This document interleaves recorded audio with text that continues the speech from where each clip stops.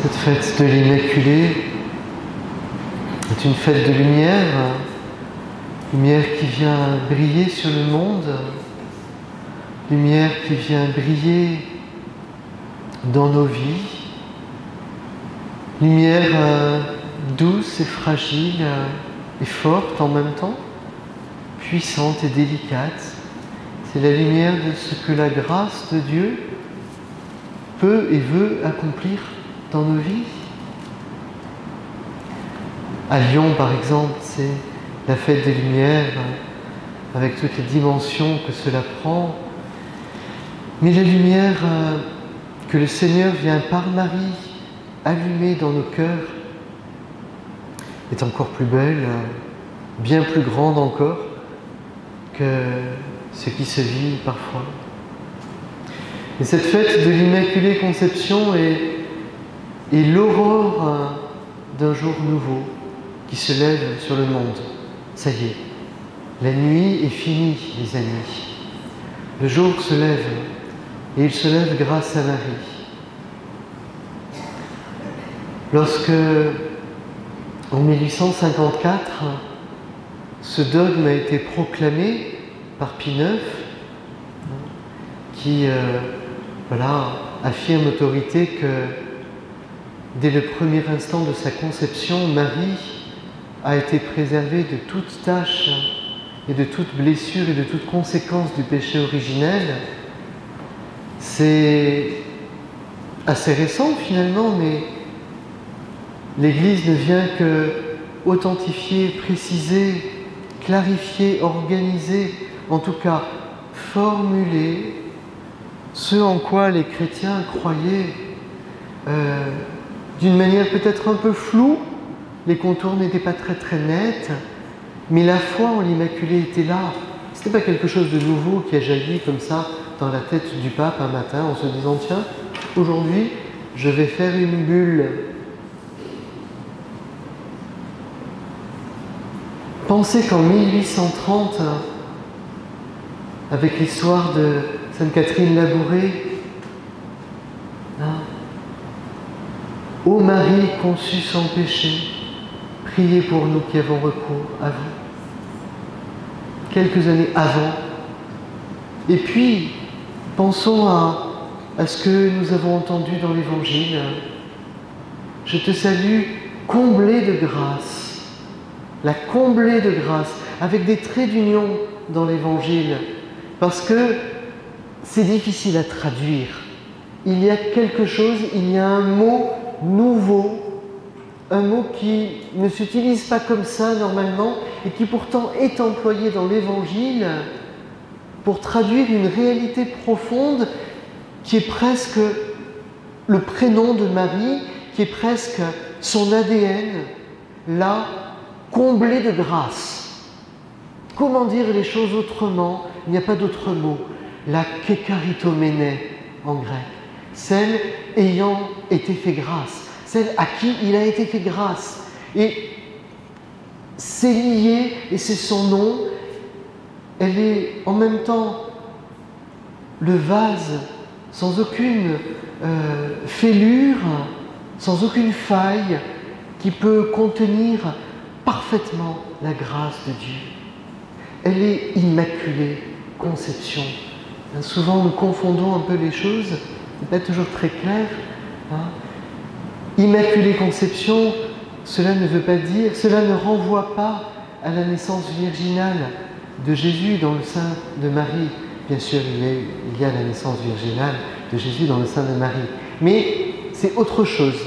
Immaculée Conception, ça veut dire qu'elle-même, elle ne porte en sa chair, en sa vie, en son être, en son corps, en son âme, en son esprit, aucune trace ni conséquence du péché originel. Un peu comme la nouvelle Ève, un peu comme Ève avant le péché originel. L'humanité parfaite qui sort des mains de Dieu. Il y a eu la blessure originelle chez Ève et Adam. Par la grâce de Dieu, Jésus vient réparer tout cela. il vient préserver Marie. Marie est donc la conception, le concept, le prototype, l'archétype, le modèle même de ce qu'est l'humanité sans tache du péché originel. Il est là notre modèle, il est là. Voilà ce que ça fait lorsque la grâce de Dieu prend toute la place dans le cœur, dans le corps, dans l'âme de l'humanité. Et pourquoi? Et pourquoi tout ça? Eh bien, pour nous. Ce n'est pas simplement pour faire un petit cadeau à Marie, en lui disant « c'est ma chouchoute, je vais, elle, faire une exception ». Non, Dieu ne fait pas d'exception là. C'est pour nous que Marie est conçue sans le péché originel. C'est pour Sabine, c'est pour Caroline, c'est pour Claire, c'est pour chacun d'entre nous. Par-delà le temps, par-delà l'espace, Jésus pense à nous, Dieu pense à nous de toute éternité. Et c'est parce qu'il pense à nous de toute éternité qu'il nous fallait un sauveur.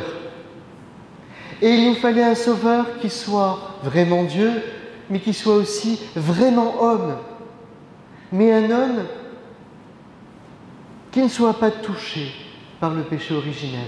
Un homme qui soit tel que Dieu concevait l'humanité. Et pour qu'un homme soit ainsi, il fallait qu'il reçoive cette humanité d'une maman qui elle-même ne lui transmette aucune trace du péché. Et c'est Marie, et c'est l'Immaculée Conception. Vous voyez, c'est un peu comme des poupées russes.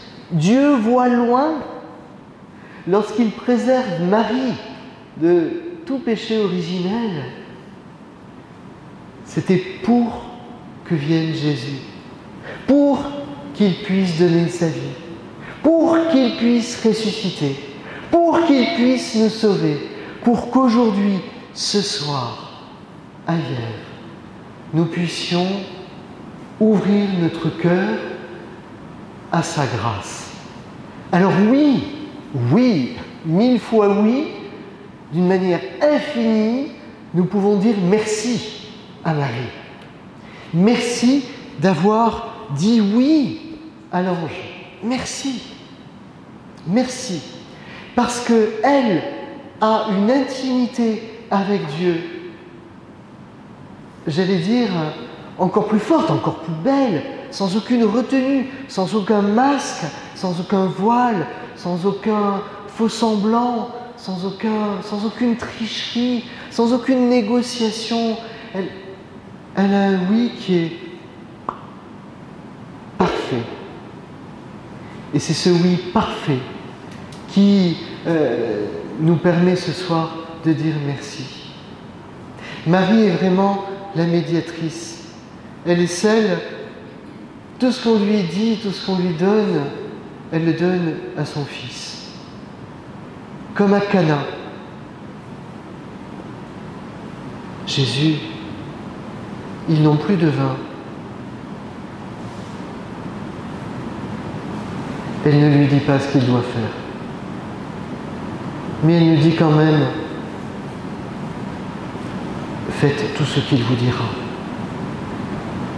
Et elle est bien placée pour nous le dire, parce qu'elle-même, elle le fait. Alors oui, nous pouvons ce soir dire merci à Marie. Merci à Marie, merci à Dieu par Marie. Merci à Dieu pour Marie.